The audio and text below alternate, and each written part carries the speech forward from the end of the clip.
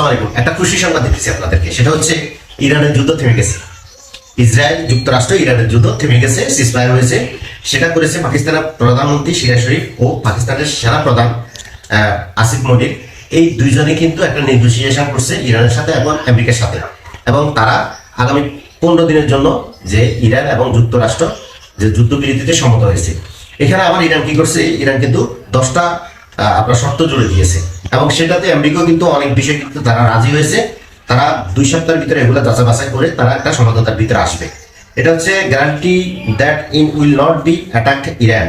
ইরানকে আর কখনো অ্যাটাক করতে পারবে না, এটার গ্যারান্টি দিতে হবে আমেরিকাকে।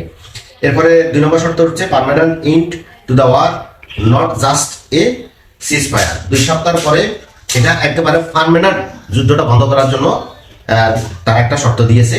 এরপর হচ্ছে ইসরায়েল যে লেবাননের উপর যে হামলাটা করে, এই হামলাটা কিন্তু বন্ধ করে দিতে হবে একেবারে পার্মানেন্ট।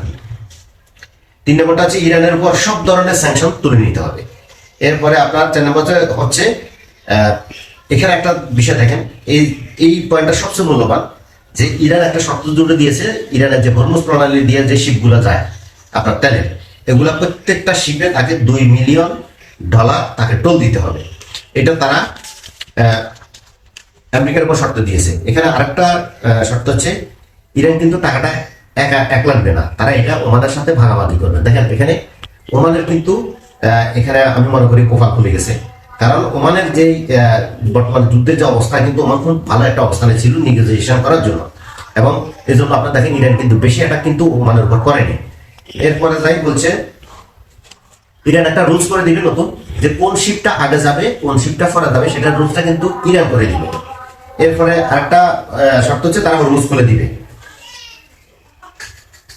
এখন আরেকটা শর্ত তারা বলেছে, এটা ইরান বলেছে যে এই টোলের টাকাটা তারা মিসাইল বা কোনো অস্ত্র তৈরির জন্য ব্যবহার করবে না, তারা দেশকে পুনর্গঠন করার জন্য কিন্তু এই টাকাটা তারা ব্যবহার করবে। কারণ প্রায় 12,000 পয়েন্টে তারা কিন্তু এই আমেরিকায় কিন্তু হামলা করেছে, এই ইসরায়েল হামলা করেছে ইরানের উপর, এবং দেশটা অনেক বিষয় কিন্তু দেশের একেবারে তছনছ হয়ে গেছে।